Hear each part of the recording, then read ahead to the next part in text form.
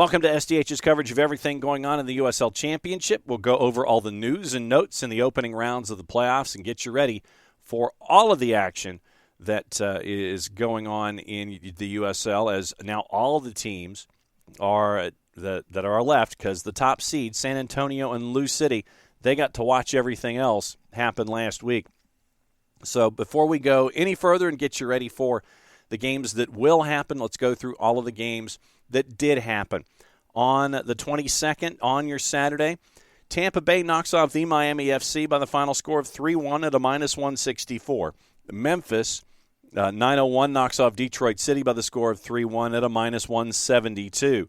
Also on the board, USL Championship After Dark, Colorado Springs shuts out RGV by the score of 3-0 at a +131. Sacramento Republic beats New Mexico United by the score of 2-0. That was at a -141 for Sacramento Republic. Then two matches on Sunday, which yielded madness and a bit of a surprise. Birmingham and Pittsburgh, that's our game of the week, and it was absolutely crazy, but it took a little while for it to get there. So what we're going to do is we're going to kind of join the game with about 20 minutes left in regulation. And yes, I did use the R word. 90-minute draw gave you a +233. It took a while for this one to get settled. Here's your highlights of all of the activity with 20 minutes to go and beyond, courtesy of our friends at the USL Championship, ESPN Plus, and YouTube. Legion don't have too many options wide. Martinez does go wide. Agadello, Kasim! Straight from the training ground, Birmingham Legion lead this Eastern Conference quarterfinal. About this.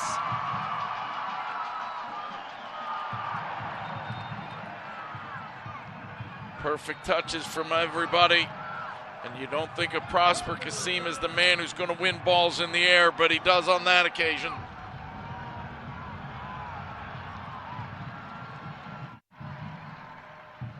But Ryan James gives it up. Sims. Mertz. A dangerous ball. Kizza scores! An instant impact for Edward Kizza. Almost immediately off the bench, he ties this quarterfinal at 1.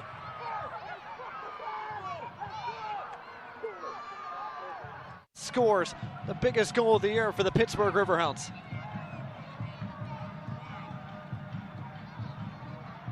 Behind Jake Roof and in front of Alex Cronali, he finds that gap. And a great snap header down and into the far side netting.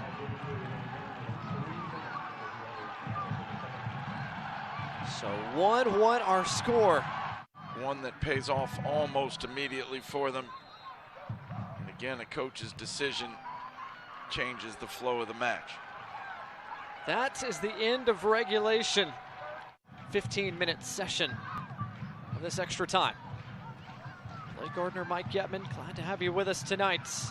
1-1 our score for now. Balarabi, Lopez squares it. Lopez!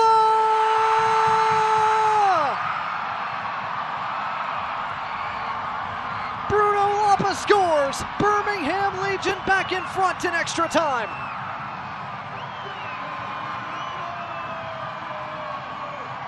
And then you forget about Bruno Lapa.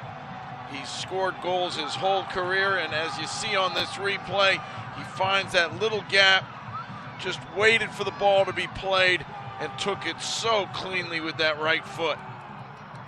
Biggest differences for this side this year was the depth that they had coming off the bench this year, something they didn't have prior years. Balarabi around a man. Balarabi denied by the foot of weight. What a save. Lapa went down. Referee allows play to continue and got in the way of Aravo. Aravo down behind the play. Pittsburgh attacking. Yang across the face of goal. It's in. It's Kizza again for the second time tonight. Edward Kizza levels the match.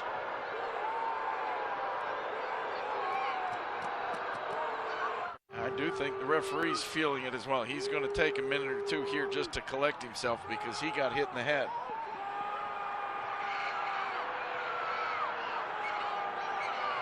A huge break for Pittsburgh as Kizza started the attack. And a defensive midfielder for Birmingham was down. And Kizza, who started the attack, eventually, Mike, finishes it as well. Kizza has been Mr. Instant Impact. Nearly his first touch in the game scored. And now the second time the ball got served into him, he's put that in the back of the net. Lobbed into the penalty area.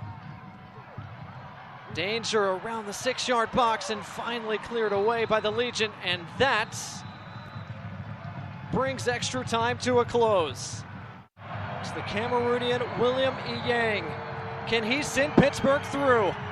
He can't! Spangenberg again! The Birmingham captain, Fanuel Kavita. Kavita scores! How about these Birmingham defenders in this PK shootout? Shootout going. Keep Pittsburgh's hopes alive. Peters, yes. Just his 8th game all season. And DuPont is saved. Wait, his 3rd stop of the shootout. You have to feel good. But when it doesn't go in, it's certainly not a comfortable feeling as his teammates. Kizza scores. Pittsburgh are through to the Eastern Conference semis in one of the best USL Championship playoff games you'll ever see. And then on the 10th and final penalty kick, seals the victory in front of a huge partisan crowd. So Pittsburgh wins an absolutely crazy match against Birmingham Legion at Protective. Legion's season is over as they lose 3-2 in penalties. And then your major upset on the day. Oakland Roots go to San Diego and win by the score of 3-0. San Diego playing with 10 in the second half. So Oakland advances at a plus 289, and they move on into the semifinals in the West. So what does that mean? Let's get you into the grid and let you see what else is going on when it comes to the USL Championship playoffs presented by our friends at Hisense. The number ones, San Antonio and Lou City, begin their bid after watching what happened in the opening week. So because of San Diego's 3-0 loss, Oakland advances as the lowest seed. They go to San Antonio. Then that means that the Switchbacks take on Sacramento in your other conference semi. In the East, it is Lou City introducing itself to the fray. The lowest remaining seed was Pittsburgh. So Pittsburgh advances. They go to Louisville, and that means that your other seeds, Tampa Bay and Memphis, they will play each other at AutoZone Park on the weekend. So Saturday, October 29th, it is Lou City hosting Pittsburgh, 7:30 at Lynn Family. Number 2 Memphis 901 hosting the Tampa Bay Rowdies at 8:30 at Eastern at AutoZone Park. Friday night football gets us kicked off as the Oakland Roots travel to Toyota Field, 8:30 Eastern time, as the 7-seed Oakland goes up against San Antonio FC. Saturday night, 8 p.m., downtown Colorado Springs at Widener Field. It is the Switchbacks hosting Sacramento Republic. So that's your grid and that's your rundown. You can watch all of those matches on ESPN Plus, the home for the USL Championship all season long. And you can be in market and you can listen to all of the action there as well. You can listen to it on SiriusXM. You can listen to the final on SiriusXM, watch it on ESPN2, and you can also watch on ESPN Deportes. But, yes, if you are in market for any of these matches in San Antonio, Colorado Springs, Memphis, or Louisville, if you can make it, make it. Fantastic action in the playoffs for the USL Championship. If you're in market and can't make it, follow along on your local providers. If you're out of market, that's where ESPN Plus comes into play. You can watch all the championship playoffs, watch all the action in the USL Championship on ESPN Plus. News in and around what's going on with the USL Championship. You have one piece of news out of FC Tulsa, and FC Tulsa is starting to fill in their staff for 2023 with Blair Gavin taking over as head coach. Richie Ryan, after his retirement, he is now going to be one of the assistants along with Matt Watson. Donovan Ricketts stays as goalkeeper coach for the 2023 season. Richie Ryan finished his career last season with the El Paso Locomotive. 19 years, and he goes from Sunderland, Ireland, Scotland, Belgium, came to North America in 2014. 9 seasons among Ottawa, Jacksonville, the Miami FC, FC Cincinnati, and El Paso.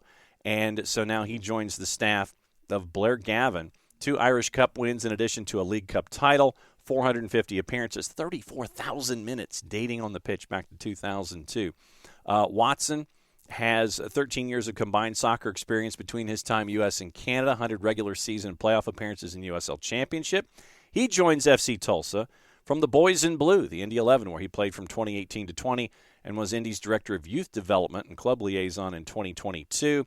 Watson, in addition to his time with Indy 11, 6 seasons North Carolina FC, 4 with the Whitecaps and Chicago Fire of MLS, 1 season with Phoenix Rising back in 2017. Donovan Ricketts was your interim coach for the tail end of the past season, had a record of 8-8-3, and had 65% of Tulsa's point total under his tutelage back in 2022. So your staff with Blair Gavin, Richie Ryan, Matt Watson, and Donovan Ricketts, they're going to be taking over next season for FC Tulsa.